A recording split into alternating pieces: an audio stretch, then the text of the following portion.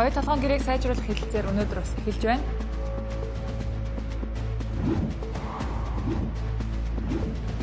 Улсын их хурлын чуулган өнөөдөр 15 минут болтлоо.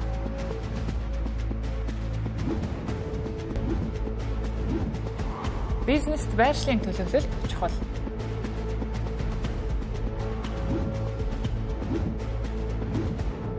Орон нутагт хүний эрхийн зөрчил ихсэж байна гэлээ. Оройн тэрэг үзэгчдээ Тэнгэр телевизийн 7 мэдээллийн хөтөлбөр эхэлж байна. Анхаарал хандуулна.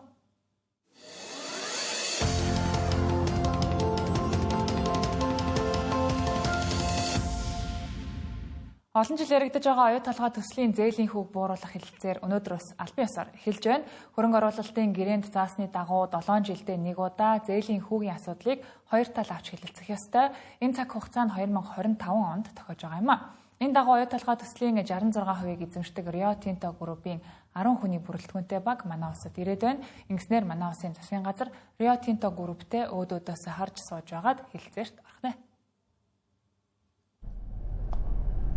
Монгол Улсын засгийн газар Rio Tinto Group-тэй хийх албан ёсны хэлэлцээрээр үндсэн 3 асуудлыг хөндөгнэ. За хамгийн түрүүнд зээлийн хүүг бууруулах асуудлыг манай талаас тавих нь мэдээж. За уг нь 2018 онд энэ асуудлыг хөндөх цаг хугацааны циклэнд таарч байсан ч амжаагүй гэх шалтгаанаар хөндлөгөө орхисон. Зарим одоо Зандан шатрын засгийн газрын энэ үед зээлийн хүүг бууруулах боломж тохиож байна. Хэрэв манай улс энэ удаагийн хэлэлцээрээр зээлийн хүүг багасгах чадахгүй бол 2032 он хүртэл ахин хэлэлцээр хийх бололцоо үүсэхгүй юм а. За манай улс энэ удаа зээлийн хүүг бууруулж чадна гэх итгэл байгаа нь Монгол улсын зээл жигсэрлэл нэмэгдсэнтэй холбон тайлбарлалаа.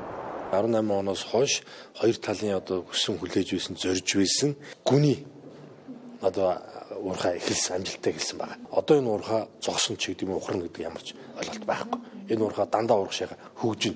Өөрөөр хэлбэл ямар нэг эрсдэлгүйр урагшлах болсон нь бол энэ удаагийн одоо хэлцээрийн бидний гол суурь, бидний даваа тал. За дээрэс нь 14 жилийн өмнө бид нар одоо хүрээд алдаж байсан хамгийн өндөр зээлзэх зэрэглэл дээр өнөөдөр хүрчээд байна. За энэ бол бас бидний одоо зээлийн хүүгээ буулгах маш том юм даваа тал гэсэн үг. Зээлийн хүү буурчихвал Монголын талын хүртэх үр өгөөж нэмэгдэх нь мэдээж. За ингэснээр засгийн газрын яриад байгаа үндэсний баялагын сан аривжиж иргэн бүр байгалийн баялагынхаа үр шимийг хүртэнэ гэлээ. За нөгөө тэгүүр зээлийн хүүг бууруулах асуудлаас гадна оюутлогын компанийн төлөөлөн удирдах зөвлөл болон гүйцэтгэх удирдлагын засаглалтай холбоотой асуудлыг энэ хэлэлцээрээр тохиролцох нь чухал байгаа хэллээ. За нэг ясандаа одоогийн бүрэлдэхүүнээр Rio Tinto Group шийдвэр гаргах төвшөнд манай улсаас давуу эрхтэй байгааг өөрчлөхөр зорж байгаа гэлээ. Монголын талыг төлөөлж байгаа 3 гишүүнээс гадна за бас independent гэж нэрлэдэг тийм ээ. Одоо бас чөлөөт одоо энэ төлөөлөл өдөрцөвлийн гишүүнтэй болох тухай асуудал байна. Дээрээс нь мэдээлэл ил тод болох тухай асуудал байна. 3 дугаарт Монголын талын төлөөлөл энэ Оронагийн одоо гэрэн дээр байдаг шиг нөгөө нэг шууд одоо хориг тавих эрхтэй болох тухай асуудал байна. Одоо саяхан энэ одоо оюутлогоо дээр худалдаа авах ажиллагаан дээр нь хүртэл одоо хулгай зэлгийн асуудал яригдлаа шүү дээ. Тэгэхээр энэ бол бас дахиад засаглалын асуудал. Ил тод байдлын тухай асуудал. Тэгэхээр энэ асуудлуудыг сайжруулах тухай гэсэн ийм 3 хүрээнд бид ярина.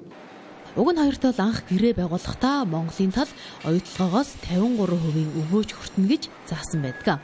За гэсэн ч өнөөдөр 26-аас 27% өгөөж хүртэж байгааг хэллээ. За энд гэрээнд заасан хэмжээнд хүрэхийн тулд хэд өндөр хүүтэй зээлийн хүүг бууруулах, төслийн зардлаас менежментийн төлбөр тооцдог байдлыг болиулах ёстой гэдгийг хэлж байлаа. За түүнчлэн онтройтой холбоотой асуудлыг ч мөн тохиролцох шаардлагатай гэдгийг хэлж байсан юм а. Улсын төсөв батлах хугацаа хоолойд тулж ирээд байгаа энэ үед улсын хурлын гишүүд хийцгүрч төрийн ордон эзгүүрлээ. Албан тушаал эрх ашиг нь хөндөгдөөд ирэхээр 10-20 цагаарч хамаагүй хуралддаг улсын хурлын гишүүд өнөөдөр 15 минут хуралдаад тал тишээ тарж явцгаалаа. Учир нь байнгын хороодоор хэлэлцэх ёстой байсан асуудлууд хоошилсан учраас чуулганаар хэлэлцэх асуудалгүй болоод байна. Монгол Ардын намынхан ингэж өөртөө чөлөө зав гаргаж намынхаа дотоод асуудлыг ярьцгааж байгаа бололтой. Гэтэл энэ хооронд батлах ёстой хууль, шийдэх ёстой асуудлууд шилээ даран хүлээгдэж байгааг гишүүд хэлж байлаа. Энэ 7 хоногт улсын хурал улсын төсвийг тоож хэлэлцсэнгүй. Зөвчтөр төсвийн байнгын хороо арай хийж эрцээ бүртгүүлж байж төсвийн ажлын хэсгийг байгуулж бүрэлдэхүүнийг нь баталсан. За өөрөөр юу ч хийсэнгүй. Бусад бүх асуудлыг бараг бүгдийг нь хойшлуулсан гэхэд хэлсдэхгүй. Улсын их хурл ийм зав зайтай сул чөлөөтэй байгаа энэ үеийг ашиглаж ардчилсан намынхан өөрсдийн санаачилсан хуулийн төслөө улсын их хурл руу оруулж ирүүл болохоор байна шүү гэх хошигнолыг хүртэл улсын их хурлын дэд дарга бүрөвдөрж чуулганы танхимын хоймроос хийж явах жишээтэй байна. Яг ирсэн гишүүдийн тал нь ардчилсан намынхан байна шүү. Энэ хооронд гишүүдийн эрс бүрдчих хооронд энэ улсын хурлаар бас хилцэх асуудал багтаад байна. Өнөөдөр ганцхан асуудалтай ингээд санд ургаа дуусгаж байна. Ардсан намынхан дээр хувь хүний эрх чөлөө зах зээл энэ одоо талаар баримталдаг тэр бодлогын баримт бичгүүд хуулиудаа оруулж ирж одоо хилцэх юм бол илүү хурдан шийдэгдэх юм одоо боломжтой байна шүү. Тэгээ манай ардын намынхан гэсэн бас засгийн газартаа хэлэх хэрэгтэй байна. Яаралтай хуулиудыг оруулж ирнэ. Өнөөдөр уг нь чуулганы эрс 50%-аас дээш байсан. Завгасаач улсын хурлын гишүүдийн талаас илүү нь ирж байж чуулганы хуралдаан нээх ёстой. Гэтэл эхлээд удаагүй чуулганы хуралдаан эрс хангалтгүй байна гэх үндслэлээр санал хураалтаа хүртэл хойшлуулчихлаа. Энэ мэт улсын хурлын үйл ажиллагаа явагдаж байгааг улсын хурлын гишүүд ингэж тайлбарллаа. Нэгдүгээрт ялч их хурлын даргын одоо ажлаа хөрөгдөлтэй холбоотой болоо гэж бодож байна тий. Даргын дээр гэдэг зөвлөл гэж байгаа их хурлын дарга дээр. Энэ зөвлөлөөрөө энэ 7 хоногт хэлцэх асуудлуудыг шийдэж явдаг. Тэгээ 7 хоногор шийдэж явж байгаа. Тэгээ энэ маань одоо улс төр дүүсэд байгаа нөхцөл байдлын улмаас хэлцэх асуудлуудын тав дараалтанд оруулахгүйгээр хойшлох юм тий. Тийм асуудлууд үүсэж байгаа болоо гэж бодож байна. Өнөөдрийн хувьд бол эдийн засгийн байнгын хорон дээр хэлцэх ёстой байсан хоёр асуудал нь хэлцэгдээгүй учраас нэгдсэн чуулган дээр хоёр асуудал хойшилж байна гэсэн байдлаар хашаа явсан. Эрс бүрдэггүй зарим нь сайдууд нь гадаад томилттой явсан. Ер нь сайдууд нь ирж ижиг гоо тарах ёстой шүү. Хөдөө аж ахуйн сайд, байгаль орчны сайд, эрчим хүчний сайд, өвжөлтийн биелэлтэй ажиллагаалууд тийм асуудал хэлсэн. Тэр асуудлагт орж ирээгүй шүү. Эх 7 хоногт хэлцгээр тохирцсон бид нар. Бүлэг миний мэдгээр л 3-4-7 хоног хүрэлцэнгүй. Өдөр бид чинь улс орны хэмжээнд одоо шийдэх зөндөө асуудлууд байна шүү дээ. Улс төрийн бүтцийн байгууллага их хурлын улс төрийн байгууллага олон хусан нам бүрдэж байгаа байгууллага нь хурлаа хийж чадахгүй гэдэг чинь болохгүй шүү дээ. Даргын асуудлуудад хурлаа хийж чадахгүй гэдэг бол байж болохгүй асуудал байхгүй. Тийм учраас олонгийн саналаараа шийдсэн бол тэрийг хүндэтгэл юм. Өнөөдөр эн чинь нэг талдаа төрийн ажил, нөгөө талдаа улс төрийн намын асуудал шүү дээ. Тэгэхээр бид нэр одоо эрх ашиг эрэмблэх зайлшгүй шаардлагатай. Нэгд төрийн ажил явах хэрэгтэй. Төрийн ажлыг одоо улс төрийн шалтгаанаар гэдэг юм уу? Улс төрийн байгууллагын шийдвэрийг хүлээгээд гацааж болохгүй. Улсын их хурл хэлэлцэх асуудал байхгүй гэх нэрийдлэр өөрөө өөрсдийгөө ажлаас чөлөөлж байгаа энэ явдал Монгол Ардын намын хагарал хуваагдал дуусах хүртэл үргэлжлэх бололтой. Засгийн газар 2026 оны төсвийг дагалдуулж 5 толгойн бүлэг ордын ашиглагдаагүй хэсгийг ашиглаж эдийн засгийн эргэлтэд оруулах тогтоолын төслийг өргөн барьсан. Энэ тогтоол батлагдсанаар иргэдийн хүртэх байгалийн баялагын үр өгөөж нэмэгдэж, эмч багш нарын цалин нэмэх боломж бүрдэнэ гэж засгийн газар тайлбарлаж байгаа. Гэтэл бодит байдал дээр энэ тогтоол нь сүртэй нэрнээс цаашгүй хийх зүйл нь тодорхой тусгагдаагүй. Ерөнхий агуулгатай бэлэгдлийн шинж чанартай боловсруулагдсныг улсын их хурлын гишүүд шүүмжилж байна. 204 заалт бүхий энэ тогтоол нь ерөнхий утга агуулгатай дээр засгийн газрын хийх зүйлийг тодорхой наривчлан тусгаж өгөөгүй байна. За иймд энэ тогтоол батлагдсан ч батлагдаагүй ч ялгаа байхгүй гэлээ. Магадгүй ингэж ерөнхийлөн бичсэн энэ тогтоолоор дамжуулж нүүрсний томоохон дүнтэй худалдаа авалтуудыг хийх гэрээг байгуулж магадгүй гэх хардлагч зарим гишүүдэд байгаа юм а. Ямар ч шаардлагагүй их хурлын тогтоолын төсөл гаргуулж ирээ тэрнийг улс төрийн одоо оноо авах байдлаар ашиглах гэдэг юм уу яах гэдэг. Угаасаа одоо байгаа хуулийнхаа хүрээнд хэрэгжүүлж байгаа эрх мэдлийн хүрээнд байгаа асуудлыг хийгээд яваач. Зүгээр ажиллаа хийгээч. Миний байр суурь бол Эрдэнэс Монгол эсвэл Эрдэнэс 5-7 нь олон улсын хөрөнгөний бирж дээр 10% шууд гаргаж хэрэгтэй. Монгол улс өөрсдөө одоо төрийн байгууллагууд өөрсдөө энэ уул уурхайн том компанийнхаа менежментийг хариуцаад явъя гэж зориод хэлээд сүүлийн 10 гаруй жил явж байна тийм. Гэхдээ энээсээ бол хулгай үүрлээд байгаа шүү дээ. 5 бүлэг ордыг ашиглаагүй хэсгийг ингээ ашиглая гэж.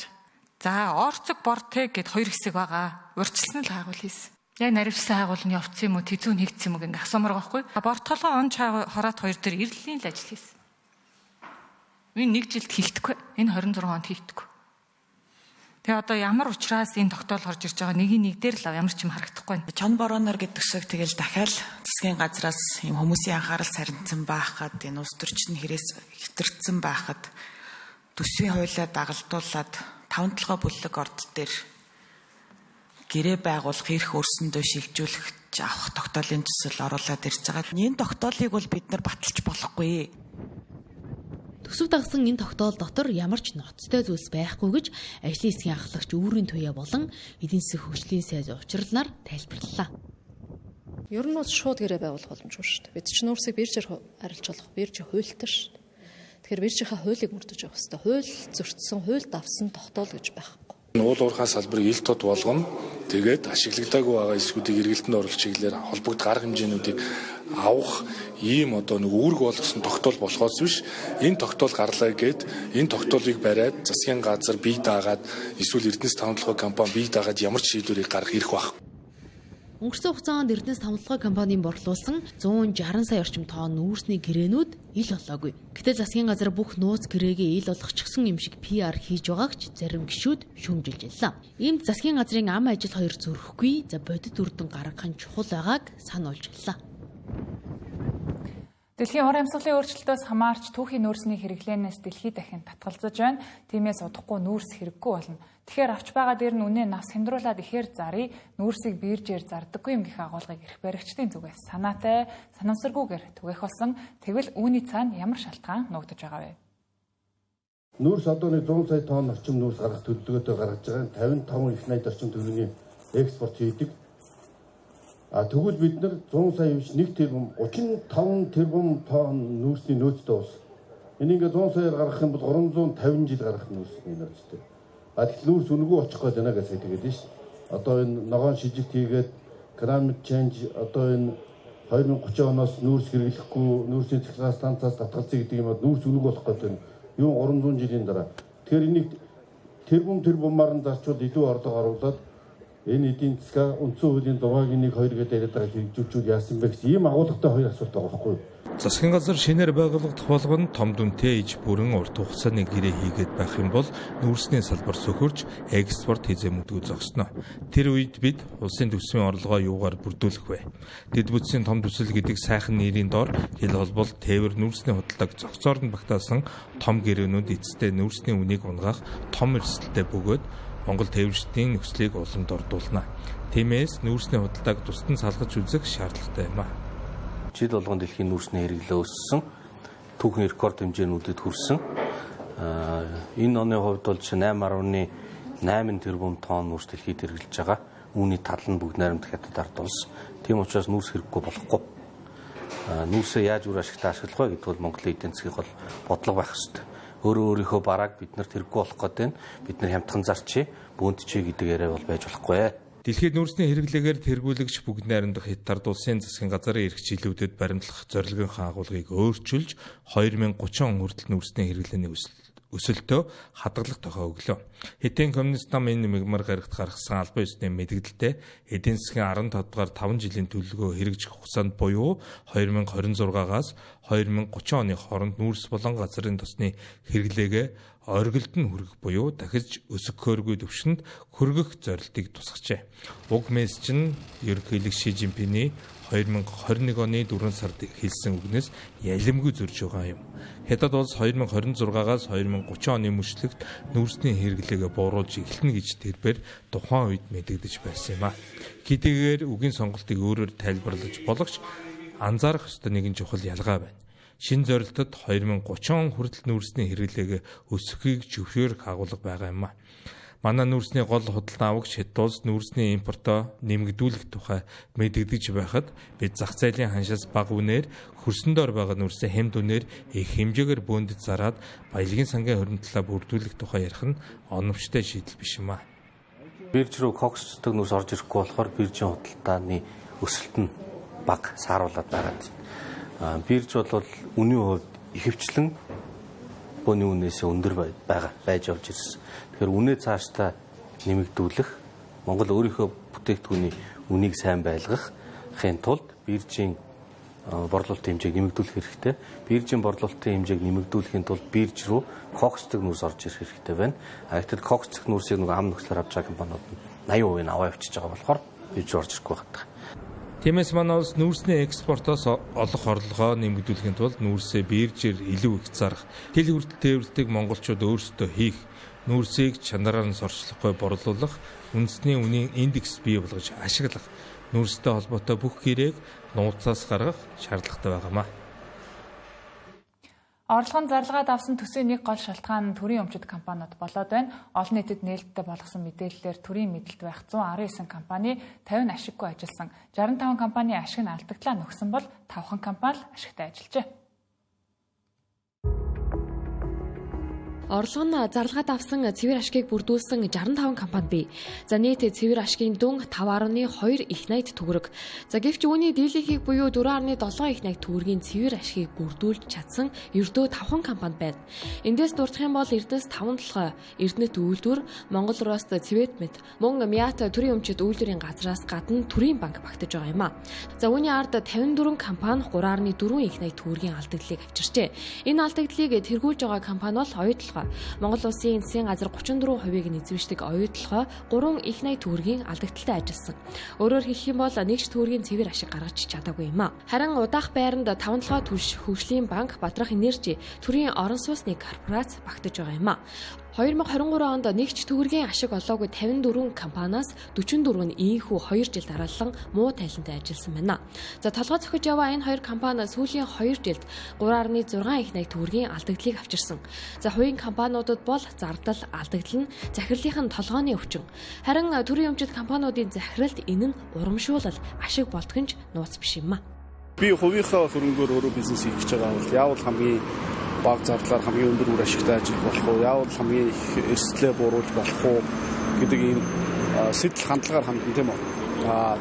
Төрийн өмчийн компани гэдэг бол угаасаа цаад суурьаар хүний өмнөөс шийдвэр гаргаж, хүний мөнгөөр хүний ч юм уу хин нэгний ч мэддэхгүй юм хөрөнгөөр шийдвэр гаргаж бизнес хийх гэж байна. Тэгэхээр тэр цаад сэтэл хандлага, ашиг сонирхол нь өөр байгаад. Энийг бол эдийн засгийн онолд бол нөгөө principal agent problem буюу эзэн нэг нь бол агент хоёрын асуудал гэж ярьж байна. 119 компаниудыг эхнээс нь ховчлох асуудал яригдж байгаа. За одоогоор Эрдэнэт үйлдвэр, Эрдэнэс 5 толгой, за мөн Мят болон Төрийн банк зэрэг 20 компани 10-аас 66 хүртэлх хувийг Монгол болон гадаад дотоодын хөрөнгийн биржээр дамжуулан олон нийтэд нээлттэй хувьцаат компани болгох асуудал энэ намраас хойш яригдж байгаа юм а. За хэрвээ энэ ажлыг хэрэгжүүлж чадвал 3.7 их найт төгрөгийн орлого төвлөрүүлэх боломж байгаа гэсэн тооцоо судалгаач гараад байгаа юм а.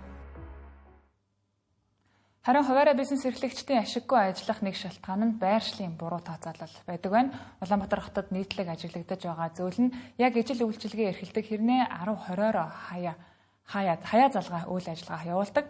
Нэг талдаа иргэдийн худалдаа авах сонголт нэмэгдэгч бизнесийн хувьд тэлэх доктортой оршин тогтнох байдал нь хомигддог гэлээ. Тухайлбал 1 км хүрэхгүй зайд 20 гаруй үсчин 10-аад хоолны үйлчилгээний газрууд иргэдэд нэгэн зэрэг яг ижилхэн үйлчилгээг үзүүлж байна.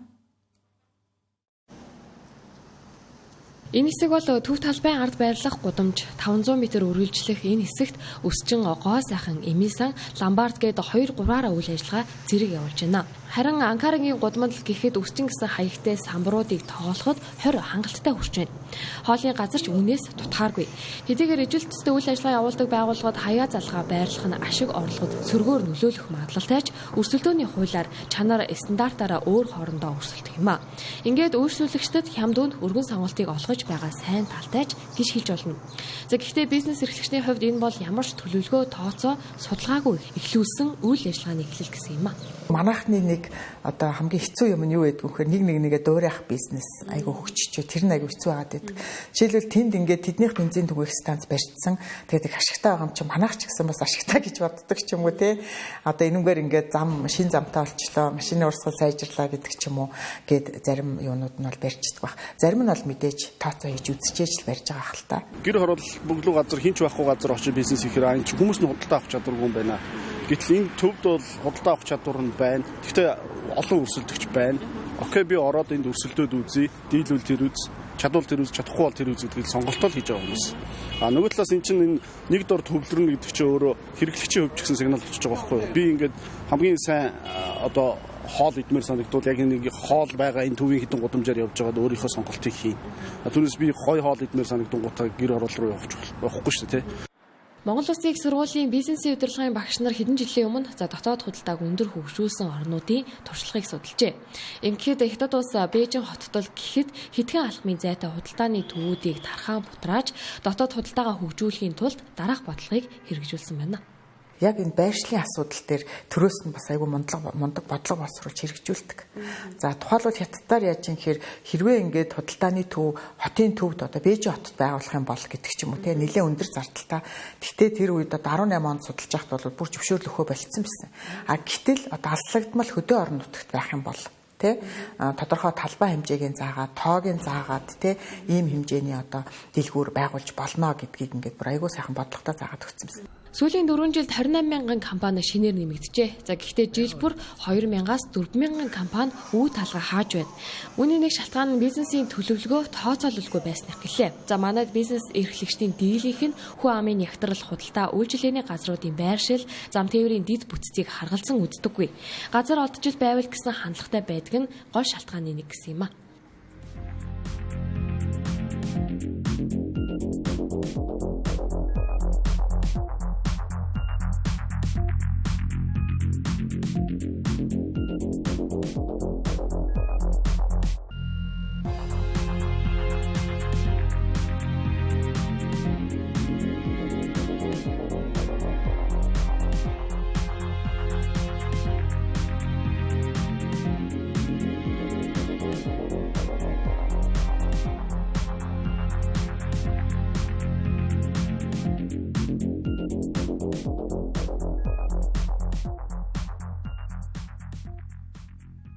Тэнгэр телевизтэй хамтдаа баярлалаа үзэгчдээ 7 мэдээллийн хөтөлбөр хүргэлжилж байна.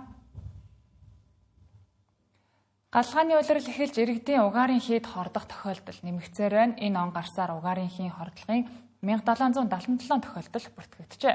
Хагас Кокс нь өөрсөн нь сайжруулсан шахмал түлшнээс асалтын процесс удаан тул угаардах эрсдэл өндөр болохыг мэргэжилтнүүд анхаарууллаа. Түүнчлэн угаарын хийн хордлоготой холбоотой судалгаа шинжилгээ шаардлагатай байгааг хэллээ. Галаа түлээд л өглөө сэрэхгүй гэр бүлээрээ угаартаж нас барах тохиолдол сүүлийн үед нэмэгдэх болсон. Шүүх шинжилгээний үндэсний хүрээлэнгийн мэдээлэлд энэ он гарсаар угаарын хийн хордлогоор нас барсан 110 тохиолдол байгааг дурджээ. Өнгөрсөн жилүүдэд сайжруулсан шахмал түлшний чиглэлийн хэмжээ 6%-аас өндөр байсантай холбоотой иргэд угаартах тохиолдол нэмэгдсэн. Харин энэ онд хэрэглэж эхэлсэн хагас коксчсан түлшний асаж эхлэх хугацаа 20 минут тул угаартах эрсдэл өндөр болохыг судлаач хэллээ. Тиймээс олон улсад ахуйн хэрэгцээнд хагас коксчсан түлшийг хэрэглэхээс зайлсхийдэг байна.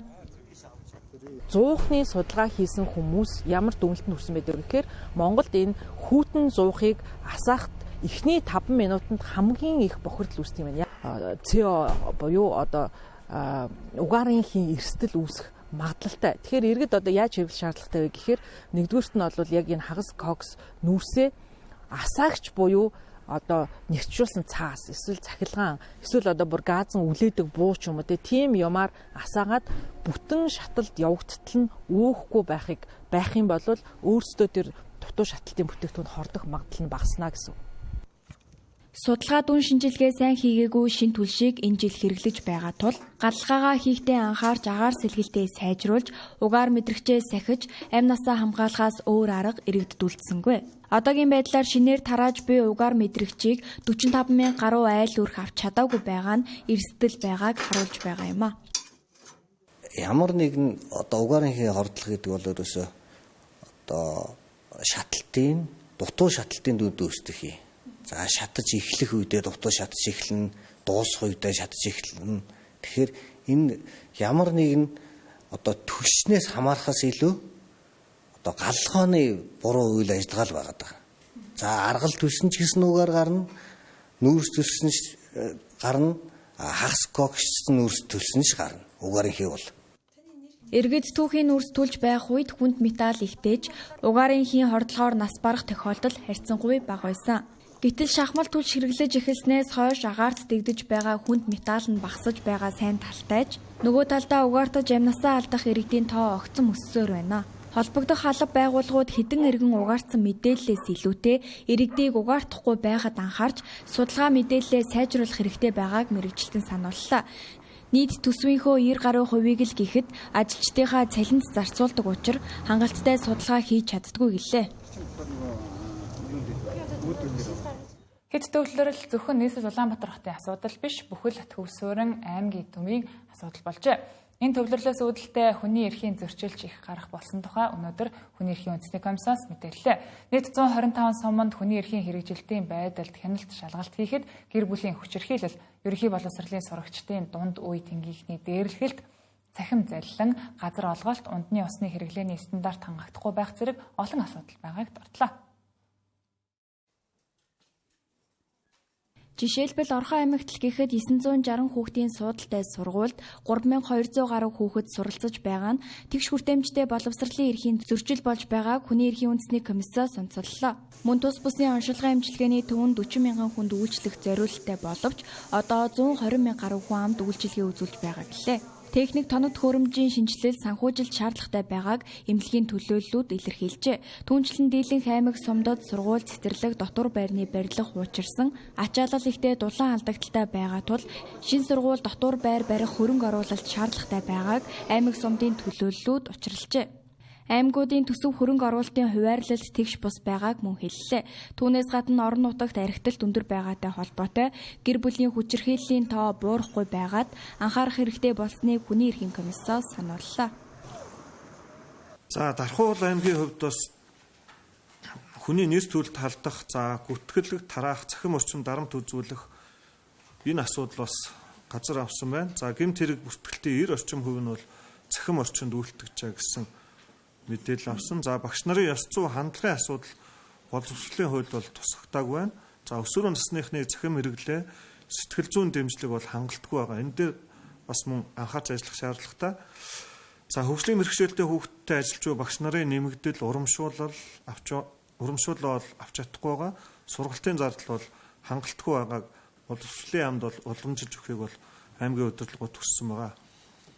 Булган аймагт л гэхэд эгийн голын усан цахилгаан станцтай холбоотойгоор нүүлгэн шилжүүлэх шаардлагатай иргэдийн газар өмчлөх эрх олон жил шийдэгдээгүй, иргэдийн амжиргаанд сөргөөр нөлөөлж байна гэлээ. Мөн Эрдэнэт үйлдвэр Булган аймгийн нутаг дэвсгэрт үйл ажиллагаа явуулж байгаа боловч аймаг орон нутагт ашигын тодорхой хувь хүртээдэггүй, байгалийн баялагын ашиглалт нь тухайн бүс нутгийн иргэдийн хөгжлийн тэгш боломжийг алдагдуулж байгаа тул аймагт ногдох санхүүгийн хуваарлтыг дахин хянах шаардлагатайг онцоллоо. Булган аймаг хүн амын тоо болон бүс нутгийн ялгаанаас шалтгаална тус аймаг төсвийн дэмжлэг бага олгогдож байгаа аймгийн хөгжлийг сааруулж байна гэлээ.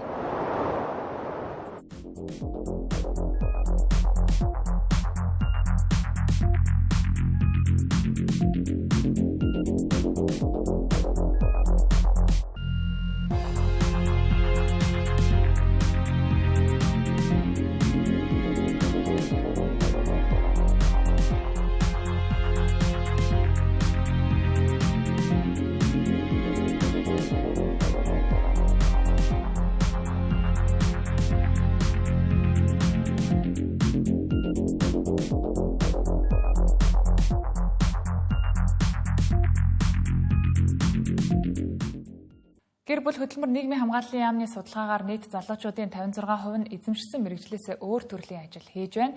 Үүнээс дээд боловсролын байгууллагуудын сургалтын хөтөлбөрийг ажлын байрны тодорхойлолттой уялдуулах, түүнчлэн ерөнхий боловсролын сургуулиудын сурагчдад ажил мэргэжлийн чиг баримжаа олгох дэмжлэгийг үзүүлэх шаардлагатай болох нь харагдаж байгаа юм а. Энэ тухайд гэр бүл хөтөлмөр нийгмийн хамгааллын яам болон Азийн хөгжлийн банкны дэмжлэгтэйгээр Youth Inc Монгол залуу мэргэжилтнүүдийн нийгэмлэгээс зохион байгуулсан залуучуудын хөтөлмөр эрхлэлтийн форумаар хэлэлцлээ.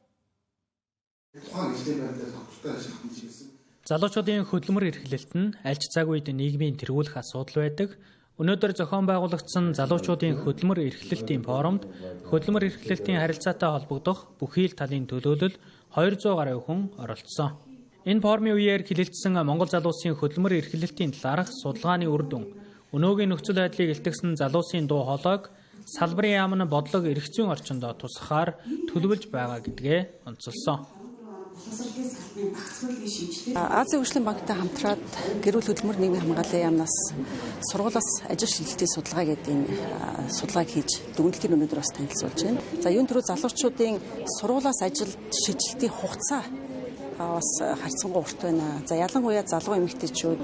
За түүнээс гадна нэг ажлын байранд ажиллаж байгаа ажиллах хугацаа бас харьцангуй одоо багасж байна. За ялангуяа энэ одоо 16-аас 24 насны залуучууд одоо 1 жил хүрэхгүй хугацаанд нэг ажлын байрыг солих ийм сэлгэх ажлууд бас нэлээд байна гэдгийг судалгааны дүгнэлт гарч байна. Залуучуудын хөлбөмбөлийг дэмжих. За тэгээд дээрэс нь залуучуудад тогтвортой хөдөлмөр гэхэд тулгараад байгаа асуудлуудыг зөвхөн төр олоосын байгууллага гэлтгүй залуучуудын байгууллагын нийгэм за мөн хувийн хвшлийн оролцоотойгоор яг гарч байгаа асуудлууд болон үүнд одоо тохирох шийдлүүдийг ялцах ийм нэг орон зай ялчих хэрэгтэй байгаа. Манай компани зүгээс одоо тухайн одоо тий ажил горилж байгаа хүмүүсээс шаардж байгаа айгүй тийм туршлага гэх зүйл байхгүй. Зүгээр хоёлаа тухайн ажил горилагч яг үндсэндээ суурь нөгөө зан хандлага нь төлөвсөн байхтаа л болно гэсэн. Яг ажлыг хийбдээ гэдэг ч юм уу тий эрт хүчтэй яхан бол болоо гэсэн сургаад ажиллах сонирхолтой гэсэн манай компани. Одоо оюутан залуусын хувьд яг хөө бидэрт одоо нэмэлтээр хийж байгаа санал хүсэл гэх юм бол нийгмийн даатгалын шимтгэлээ төлөвлөхгүй байж болох уу гэдэг ч юм уу тий бусад яг үндсэн ингээд цалингаараа салжаад явъя гэдэг айгуу тийм сонирхолтой байдаг. Гэтэ яалтчгүй хуулийн дагуу үйл ажиллагаа явуулж байгаа учраас нийгмийн даатгалын шимтгэл нь суудалтай явдаг. Их сургуулиас шууд ажлын байран дээр гарахад бол төсөөлснөөс ер нь шал өөр байдаг. Багш нар аягүй онлыг биднэрт илүү хөгдөг бол ажлын байран дээр практик аягүй чухал байгаад ирдэг. Тэгэнгүүт биднэрт нөгөө нэг практик гэдэг зүйл аягүй бага болдог байхгүй юу. Тэг манай нэг найзын жишээ дэх байхгүй сайхан ажлын байран дээр шинээр гарсан. Тэр нь болохоор ингээд өглөө 7-аас 10 цагийн хооронд ажил дээр ирж болно. Тэгэнгүүтээ ажил дээрсэн цагаас шалтгаалаад 4-өөс 7-гийн хооронд тарж болдог. Эрт юм бол эрт тарна гэсэн ийм цагийн зохицуулалттай байдаг. Тэгэнгүүт бас харьцангуй үеийн хатан ч юм уу те байгаад идэх учраас ажлын байрны сэтгэл ханамж хамаагүй өндөр. Өнөөдөр танилцуулсан судалгаанаас Монголын орчин үеийн залуус технологийн хувьсгалтай хөл нийлүүлэн алхаж ажил олгогч нар ч гэсэн залуусын ажлын байрны орчин нөхцөлийг сайжруулахад онцгой анхаарч байна гэдэг сайшаалтай үр дүнч харагдсан. Харин дээд боловсролын байгууллагуудын сургалтын хөтөлбөрийг ажил олгогч нарын хэрэгцээ шаардлагатай уялдуулснаар боловсролоос ажлын байранд шилжих үйл явцыг хурдасгах бололцоотой гэдгийг онцолж байлаа. Оюутнууд хичээлийнхээ хажуугаар өөрт тохирсон хөдөлмөр эрхлэх нь дан ганц орлого олох биш, мөнгөний үн цэнийг ойлгох, цагийн менежменттэй болох, харилцааны ур чадварт суралцах зэрэг олон ач холбогдолтой. Тэгвэл Монгол Улсын их сургуулийн карьер хөгжлийн төвөөс нийт оюутнуудад зориулж орлоготой оюутан 2025 удирдлагыг 6 дахь жилдээ зохион байгуулж байна. Тус удирдлага цагийн ажил хийх хүсэлтэй бүх ихтэй сургуулийн оюутнуудад нээлттэй. Оюутнууд дан ганц их сургуульд суралцаад ажлын байранд шаардлагадах бүх ур чадварыг эзэмших боломж тун хомсоо. Харин оюутан байхдаа цагийн ажил хийснээр орлоготой байхаас гадна амьдрал дээр гарсны дараа шаардлагадах харилцааны ур чадваруудад бусдаас эрт суралцаж өөрийн давуу талаа болох боломжтой. Энэ удаагийн өдөрлөгт цагийн ажилтан авах дадлагын оюутан ажилуулах хүсэлтэй 50 гаруй байгууллага оролцжээ. Зохион байгуулагчдын зүгээс үр дүнг хянахын тулд ажил олгогчдтой эргэх холбоотой ажиллаж тандалт судалгааг тогтмол хийдэг лээ. Манай Монгол Улсын их сургууль маань одоо оюутнууд суралцагчдаа сургахын хажуугаар бас ажил эрхлэх боломжийг олгоод намрын улиралд орлоготой оюутан ажлын байрны удирдлага, хаврын улирал job fair гэдэг байнгын ажлын байрны удирдлагыг зохион байгуулдаг. Энэхүү ажлын одоо удирдлагын хүрээнд ажил олгогч байгууллагуудаа ураад яг одоо нөгөө оюутнуудыг одоо хүний нөөцтэй шууд нуур тулан уулзах боломжийг олгодоор бас давуу талтай. Ажил олгогч байгууллагууд маань тодорхой хэмжээний шалралт явуулж байгаа. Тэгээ шалгарсан оюутнуудынхаа тоо мэдээлэл болон одоо ажил олгогчдын бас сэтгэл ханамжийн судалгааг нь үйл ажиллагаа өдөрлөгөөс хойш нэг сарын дараа эргэж холбогдоод бас мэдээлэл авдаг. Байгууллагуудын хүний нөөцийн мэргэжилтнүүд хэлэхдээ оюутнуудыг ажилуулахад ихтэй сургуулийн амралт болох үед ажилласаа гардаг, тогтвортой ажиллах сонирхолгүй байдаг зэрэг сул талуудтай ч идэвхтэй харилцаа хандлага сайтай хариуцлагатай оюутнууд ч байдаг гэдгийг хэлж байсан юм а. Мөн тогтвортой хүний нөөцийг бэхжүүлэхэд дан ганц ажилтнаас хамаарах биш, байгууллагын зүгээс ч анхаарах хэрэгтэй гэдгийг хэлж байлаа. Ялцчгүй нөгөө нэг хүмүүжлийн болон соёлын ялгаанууд бол харагдаж байгаа. Тухайн ажилтан болон тухайн байгууллага тухайн ажилтнаа яг юу өгч чадчихээн, ямар үнцийг бүтээж чадчихээн, ямар өр өгөөж өгч чадчихээн, эргүүлээд компани маань өөрөө яг ямар үр дүн хүлээж авч чадчихээн гэдгийг нас аль талдаа байгаа учраас тэрэн дээр нь бол бас нөгөө байгууллага талаас нэлээд оролцоо өндөртэй байх шаардлагатай. Хөдлийн амралт таарах юм бол мэдээж хэрэг хүүхэд чинь хөдөө орон нутаг руу оюутан болвол тэ хөдөө орон нутаг руу явах нь зүйтэй. Доктор суурилтад ажиллахад ер нь бол 6 сар зарим хүүхдүүд бол одоо жил 2 жил болж ажилладаг. Яг сайн хүүхдүүд, хандлах сайтай хүүхдүүд ер нь бол байдаг хүмүүс дээр бол тэгээ ер нь доктор суурилтад ажилладаг. Орлоготой оюутан өдөрлөг зөвхөн ажил олох боломж биш, харин оюутнуудад бодит ажлын туршлага хуримтлуулах, мэргэжлийн ур чадвараа дээшлүүлэх, хөдөлмөрийн зах зээлийн орчныг биечлэн ойлгох ач холбогдолтой гэж зохион байгуулагчид онцолж байна. Цаашид тус төвөөс оюутнуудыг ажил зуучлах ажлыг улам үргэлжлүүлж, ажил олгогч байгууллагуудтай хамтын ажиллагаагаа нэмэгдүүлэхээр зорж байна. Уран дулааны улиралд эргээд явган хүний замаар зорчиход хүндрэлтэй цахилгаан дуугүй, мопед, скутертэй хариулчих гээд осол гэмтлийн тооч нэмэгдээд хэцүүхэн байсан. Скутер цахилгаан дууг замын хөдөлгөөнд оролцохыг 10 дугаар сарын 20-ны өдрөөс эхлэн эх оны 4 дугаар сарын 10-ны өдрийн хүртэл хориглолоо. Хүний эрхийн үндэсний комиссаас үүнтэй холбоотой хавраас хамтдаа аюулгүй зарчим аяныг эхлүүлж байгаагаа өнөөдөр зарласан юм а. Тус аяны хүрээнд анхаарах ёстой асуудлуудыг хөндлөө. Манай улсад цахилгаан дугуй, сураан, скутерийн хэрэглээ өсвөр насныхны дунд дэг журамгүй болж осол гэмтлийн тоо таймгүй их нэмэгджээ.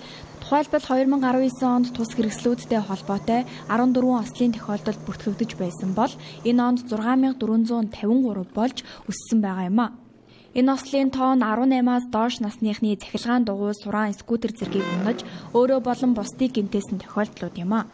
Тиймээс цахилгаан дугуй, мопед, скутер, сураан зэрэгт нас болон хурдны хязгаарыг наривчлан тогтоох, хамгаалтын малгай хэрэгсэл өмсөх, сундлахгүй байх, зөв газарт байршуулах, хязгаарлалт тогтоосон замуудаар зорчихгүй байх, хурдны бүс болон зорчихгүй явахгүй байх бүс зогсоолын бүсийг сайтар гаргаж, түрээсийн компаниудын програмд суулгаж өгөх зэрэг асуудлыг тусгах шаардлагатай байгааг Хүний эрхийн үндэсний комиссаас хэллээ.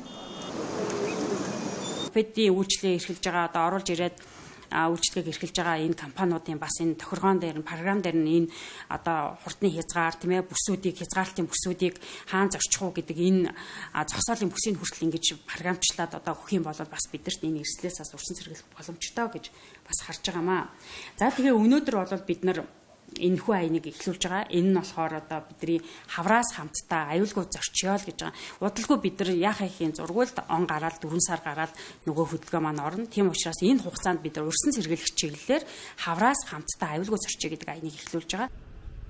Замын хөдөлгөөний дүрмд явган хүний зам, ундаг дугуй, цахилгаан дугуй, скутерийн замаас хайс, хашлах зэргээр тусгаарлагдсан байх ёстой гэж заагдсан байдаг ч энэ тогтоол хэрэгжихгүй байгааг Хүний эрхийн комиссийн гишүүд хэллээ. Түүнчлэн тус дүрмд заасан 16-наас хүрээгүй бол мопед, сураан зэргийг жолоодож болохгүй гэсэн заалт хэрэгжихгүй байгааг санууллаа. Эцэг эхчүүд хүүхдийнхээ аюулгүй байдалд анхаарна, өсвөр насныханд сураан, мопед зэргийг сэтгэл хөдлөлөөр шийдэж авч өгөхгүй байхыг Хүний эрхийн үндэсний комиссаас санууллаа. Азийн залуучуудын 3 дугаар наадмын жудо, жижитсугийн тэмцээн өчигдөр эхэлж манай улсын тамирчид 1 мөнгө 3 хүрэл медаль хүртсэн байна. Мөн чөлөөт бүхийн алтын төлөөх барилдаан болж 80 кг хэмжээнд өрсөлдсөн буян тогтох мөнгөн медаль эзэн болжээ.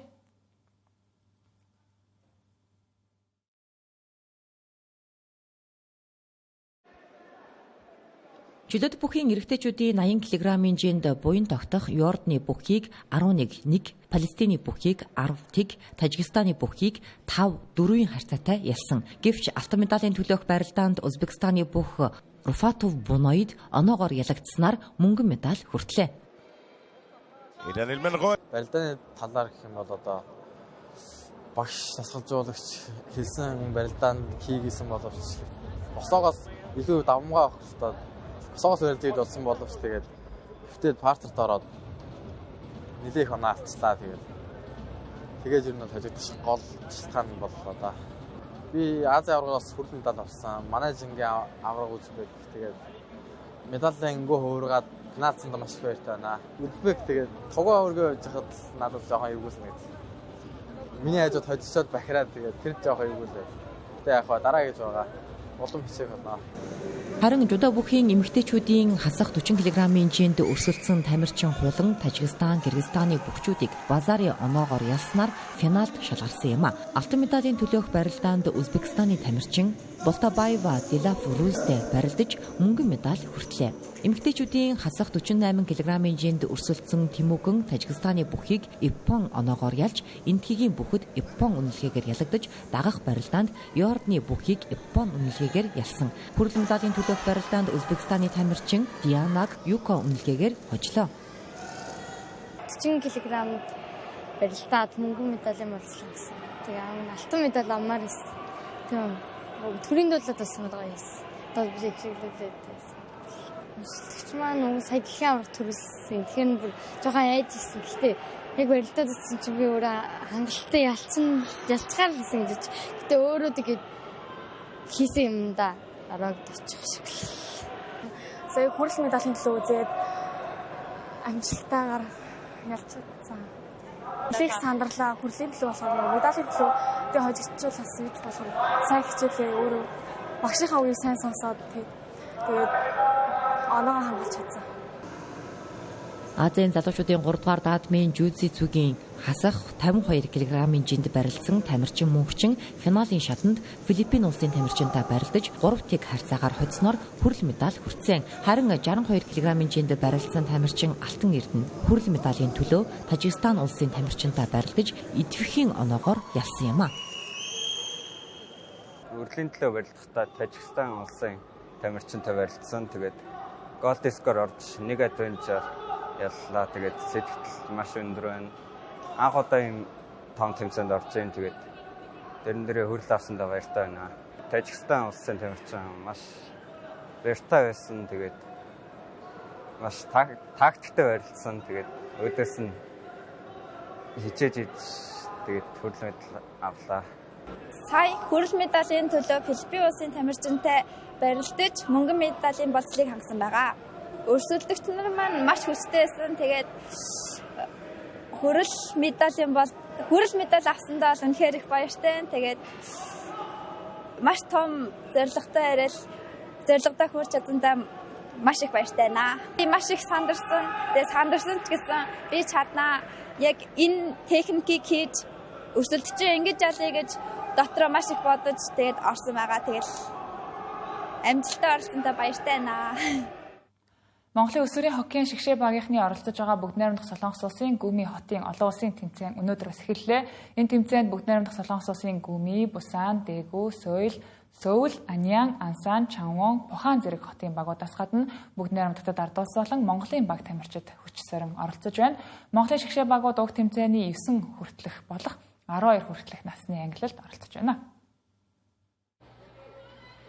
Тэмцээний эхний өдөр Монголын 9 хүртэлх насны шигшээ багийнхан 2 тоглолт хийж 1 хожиж 1 хожигдлоо. Тэд эхний тоглолтонд Блэк Нази багт 4-1-ээр хожигдсон хэдий ч уг тоглолтын шилдгээр Монголын шигшээ багийн хаалгач эрчисгэн тодорчээ. Харин манай багийнхан 2 дахь тоглолтонд Чанаваны Чөтгөрүүд багийг 5-2-оор буулгаж авсан юм. Уг тоглолтын шилдгээр Монголын багийн довтлогч Баттүшиг нэрлэгджээ. Монголын 12 хүртэлх насны шигшээ багийнхны хувьд Донсон баг сургуулийн эсрэг эхний тоглолтоо хийж 5-4-оор хожигдсон байна. Энэ тэмцээнд оролцож байгаа Монголын өсвөрийн хоккейн шигшээгийн бүрэлдэхүүнд Эрдэнэтийн хан гард болон Улаанбаатар хотын Отгон од клуб, Багнуур болон Шингэлдээ дүүргийн MCT багийн тамирчид автжээ. Монголын өсвөрийн хоккейн шигшээ багийнхан энэ оны 7 дугаар сард Бүгд найрамдах Хятад ард улсын Харбин хотноо олсон хоккейн олон улсын тэмцээнд хүч сорж 10 хүртэлх насны ангиллаас тусгай байрын шагналыг гардсан. Энэ тэмцээнд Канада, Бүгд найрамдах Хятад ард улс, Бүгд найрамдах Солонгос улс, Монгол, Оросын холбооны улсын баг тамирчид өрсөлдсөн. Харин Гүми хотын олон улсын тэмцээн нь 11-р сарын 3-ны өдөр өндөрлөж медальтнуудаа тодруулах юм. Тэнгэр телевизийн 7 мэдээллийн хөтөлбөр студиэс шууд хөрлөө. Та бүхэн үргэлжлүүлэн гадаад мэдээгээ хүлээн авч үзсэн үү?